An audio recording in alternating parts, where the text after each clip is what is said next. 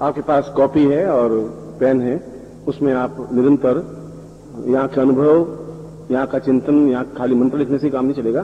तो मैं जो कुछ अनुभव होता हो, जो कुछ विचार हो, वे भी उसमें आपको लिखने चाहिए और एक आपके पास यादगार सी रहेगी। उस कॉपी का उपयोग करिए, 1 कॉपी 2 कॉपी, जो कुछ लिखेंगे वो सब आपको कई जाने बाद याद नहीं रहेंगे। प्रत्येक शब्द, मान लो प्रवचन दिया तो प्रवचन के मुख्य मुख्य अंश क्या हुए आधे पेज में आपको लिखने चाहिए।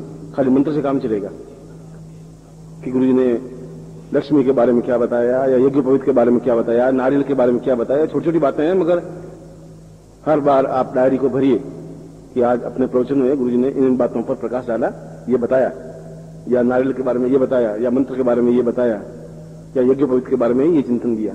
ऐसा आपके पास एक संग्रह सा बनना चाहिए।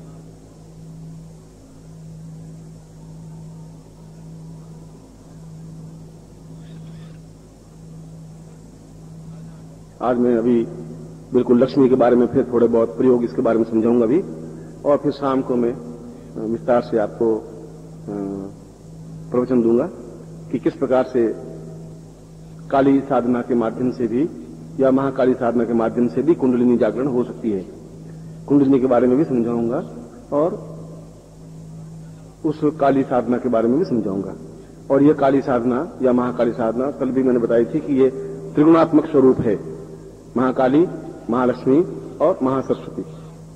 और इसमें भी महाकाली को सबसे पहले स्थान दिया। ऐसा नहीं कि महालक्ष्मी फिर महासरस्वती फिर महालक्ष्मी, ऐसा नहीं दिया। महाकाली को सबसे पहले स्थान देने के पीछे कोई तर्क होगा शास्त्रों का, क्योंकि अगर जीवन में ओज नहीं है, बुद्धि नहीं है, बल नहीं है, ताकत नहीं है, क्षमता नहीं है, तो जीवन में सब कुछ व्यर्थ है। यदि आपके पास कुछ शरीर में स्फूर्ति नहीं है तो आपके पास लाखों रुपए, करोड़ों रुपए हैं तो भी बेकार है। लक्ष्मी है तब भी व्यर्थ है। इसलिए शरीर में ऊर्जा और ताकत और क्षमता होनी चाहिए, और उस ताकत के लिए शरीर मोटा ताजा होना जरूर नहीं है। पतला शरीर भी अपने आप में बहुत ताकत रख सकता है। ये जरूरी है कि आपकी प्राण ऊर्जा बहुत मजबूत होनी चाहिए, दृढ़ संकल्प होना चाहिए और चैतन्यता होनी चाहिए। इसलिए मैं शाम को उस चिंतन को दूंगा जिसके माध्यम से आप उस कुंडलिनी के बारे में और महाकाली के बारे में समझ सकें। क्योंकि अभी अगर मैं बोलूंगा तो आप थके हुए हैं, सुबह से मंत्र जाप कर रहे हैं और बहुत टायर्ड लग रहे हैं चेहरे से। लक्ष्मी के बारे में मैंने आपको जो कल मंत्र दिया है और जिस मंत्र का प्रयोग दिया है उस प्रकार से भी उस मंत्र का प्रयोग आप कर सकते हैं। और इसके अलावा भी इस मंत्र की और भी कई चिंतन है, कई विचार हैं, जिसके 5 प्रयोग हैं मेन इसी मंत्र के, या बाई प्रोडक्ट है। ये तो मेन प्रोडक्शन हो गया, फिर बाई प्रोडक्शन भी है, वह भी मैं आपको लिखवा देता हूं। लिखिए आप या नोट कर लीजिए रफ में, फिर आप डिटेल कर देना। जो कल मैंने आपको मंत्र दिया है वह चैतन्य लक्ष्मी मंत्र है या सहस्त्र लक्ष्मी मंत्र है, दोनों नाम है इसके।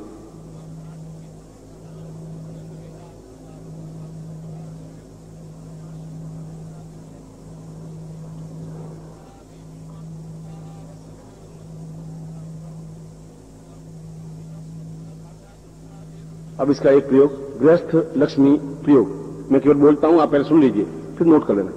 आप नोट करें, क्लास नहीं चल सकती। गृहस्थ लक्ष्मी प्रयोग में अगर हमारा जीवन का सारा आधार हमारा गृहस्थ है, ये जो गृहस्थी हैं, जो सन्यासी उनका भी गृहस्थ होता है, जो शिष्य हैं वे उनके गृहस्थ रूप होते हैं। उनकी चिंता वो ऐसी करती है जैसे मां चिंता करती है या एक पिता जैसे चिंता करता है, वैसी उन सन्यासी शिष्यों की भी चिंता रखनी पड़ती है। उनकी सर्दी, जुकाम, गर्मी, बुखार, साधना में सफलता असफलता, तो वह भी अपने आप में पूरा गृहस्थ है।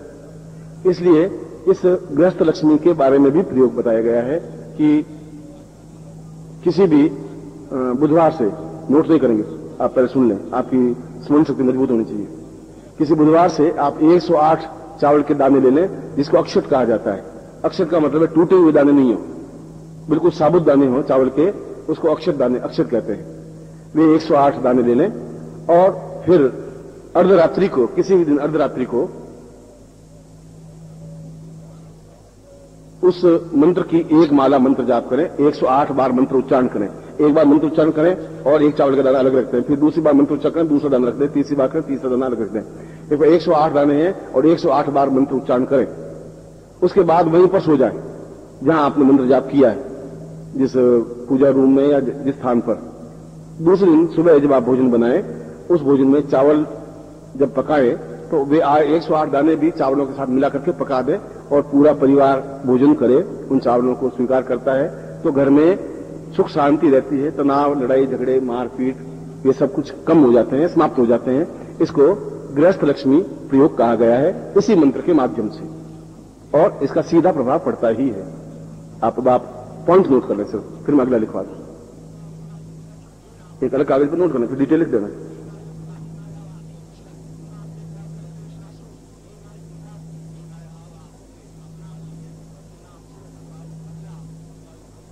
ऋणहर्ता प्रयोग।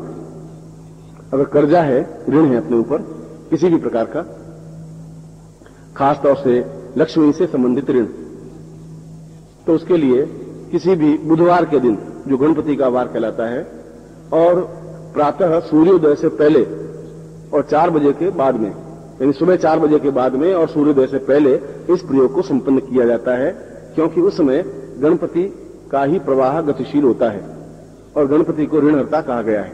सामने आप सबसे अच्छे श्वेतार्क गणपति होते हैं, जो सफेद आंख के गणपति होते हैं। सफेद आंख के गणपति को अपने पात्र में स्थापित कर दें। स्थापित करने के बाद में उनको पूरे उसके शरीर को सिंदूर से मल दें, सिंदूर लगा दें उस पूरे श्वेतार्क गणपति पर। फिर कुमकुम से उनका तिलक करें। फिर उनको हाथ जोड़े कि हे ऋणहर्ता गणपति, रिद्धि सिद्धि सहित आप मेरे घर में स्थापित हों। फिर उसके बाद इसी मंत्र से, जो मैंने आपको मंत्र कर लिखवाया है, इस मंत्र से वो 108 दाने चावलों के अक्षत लेकर के इस मंत्र का उच्चारण करते हुए और सामने घी का दीपक लगा करके इस मंत्र का उच्चारण करते हुए 108 बार मंत्र उच्चारण करते, एक एक दाना उन पर चढ़ाएं, उस गणपति पर।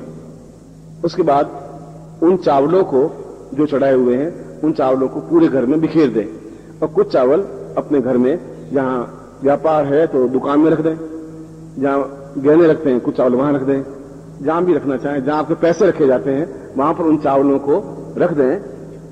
तो कुछ ही दिनों में, कुछ ही समय में कुछ आर्थिक उपार्जन विशेष रूप से हो जाता है और आपका ऋण उतरना शुरू हो जाता है। और यदि ये नित्य भी प्रयोग करें तो भी अपने आप में एक अद्भुत प्रयोग है। 30 दिन का प्रयोग कहलाता है और 30 दिन तक नित्य इसका प्रयोग किया जा सकता है। अन्यथा 4 बुधवार को किया जा सकता है, केवल बुधवार के दिन किया जाता है, या केवल एक बार करें, ऐसा उसमें शास्त्रों में वर्णन है। तीनों प्रकार के प्रयोग हैं, एक दिन का प्रयोग, 4 बुधवार का प्रयोग, या पूरे महीने भर नित्य प्रयोग। ये ऋणहर्ता प्रयोग कहलाता है। ऋणहर्ता लक्ष्मी मंत्र यही काम आएगा।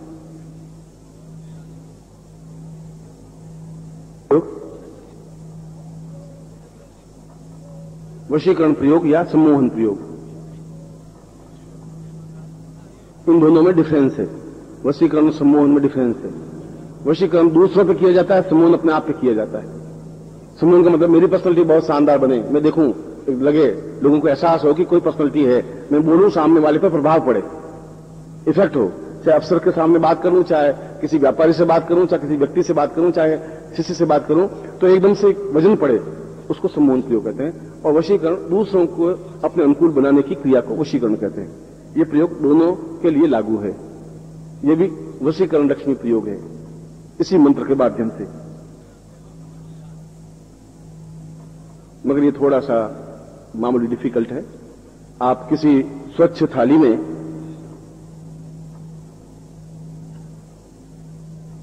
पानी भर दें पूरा, और रोशनी थोड़ी ज्यादा करें, ट्यूबलाइट लगा दें या 100 वाट का लट्टू लगा दें, जो कुछ भी, या उसमें तो ऐसा लिखा है कि पूर्णिमा की रात्रि को छत पर थाली भर करके रख दें, मगर ऐसा नहीं हो तो इस प्रकार से भी कर सकते हैं। और फिर पहले हकीक माला से इस मंत्र का 108 बार उच्चारण करें। फिर उस माला को ही उस थाली के अंदर रख दें, पूरी पानी में डुबो दें।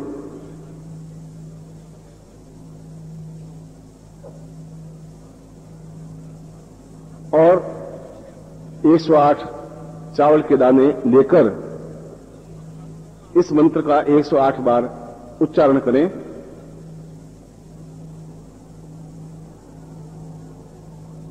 और उन दानों को किसी पोटली में बांध करके अलग रख दें। मगर मंत्र उच्चारण करते समय आपका चेहरा उस पानी पर प्रतिबिंब पड़ना चाहिए, इधर उधर नहीं देखेंगे, पानी में देखते हुए मंत्र प्रयोग करेंगे। ये मतलब इसका, आपका चेहरा उस पानी में दिखना चाहिए।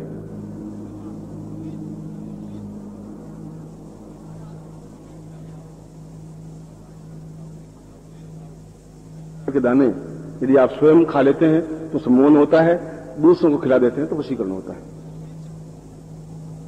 ये सब विश्वामित्र संहिता में आया हुआ है, ऐसा उन्होंने प्रयोग किया है, ऐसा होता है।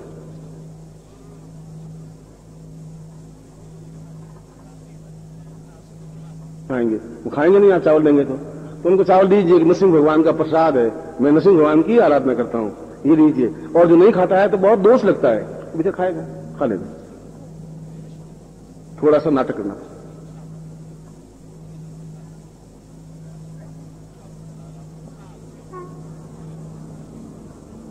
रोग निवारण प्रयोग, इसी लक्ष्मी यानी स्वास्थ्य लक्ष्मी प्रयोग है।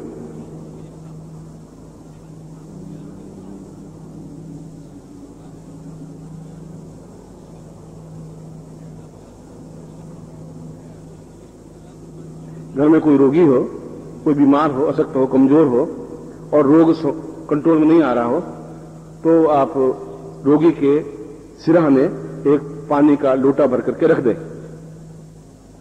और उस लोटे के पास में खड़े खड़े ये चावल हाथ में लेकर के, थोड़े से चावल, चाहे 100 हो, 150 चावल दाने हो, जितने भी हो, उसमें कोई गणना नहीं है, और फिर इस मंत्र का उच्चारण करें 108 बार। इस ढंग से उच्चारण करें कि रोगी को सुनाई दे, और उसके बाद में वे चावल में से कुछ दाने रोगी को खिला दें। यदि पूरे खा सके तो अच्छी बात है, बाकी थोड़े से खिला दें। और फिर पानी का जो लोटा है उससे उस पलंग के चारों ओर एक लकीर सी बना दें, पानी गिराता हुआ ऐसा आबद्ध कर दें, तो उस दिन से रोग समाप्त होने की क्रिया प्रारंभ हो जाती है। ये आरोग्य लक्ष्मी प्रयोग है। 5वां प्रत्यक्ष लक्ष्मी दर्शन प्रयोग। लक्ष्मी का जाज्वल्यमान स्वरूप दर्शन करने के लिए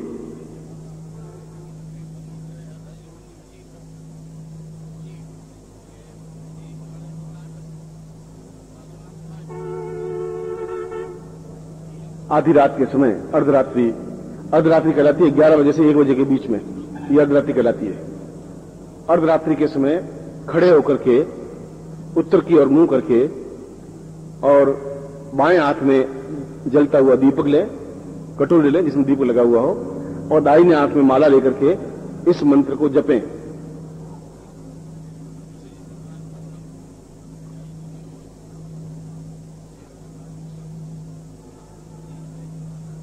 और 3 माला मंत्र जब 5 दिन तक ऐसा प्रयोग करें तो लक्ष्मी प्रत्यक्ष सिद्धि प्राप्त होती है।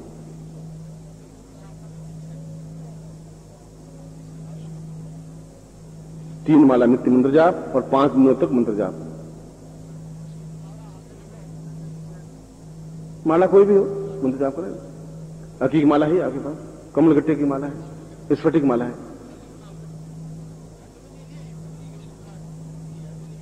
प्रयोग है जो आपके काम के प्रयोग है, मैंने वो लिखवाया है। इसलिए जिन्होंने दीक्षा ली है उनको विशेष सफलता स्वाभाविक है, मिलेगी ही। और जब आपको ऐसी सफलता मिले या अनुभव हो तो आप अपनी बात लिख करके यहां भेजनी चाहिए, जिससे दूसरे लोग भी प्रेरणा प्राप्त कर सकें। शाम को मैं प्रवचन में उस कुंडलिनी के बारे में बताऊंगा, कुंडलिनी का मतलब क्या होता है, वो जागरण क्रिया क्यों है, और इस मंत्र के माध्यम से किस प्रकार से महाकाली साधना के माध्यम से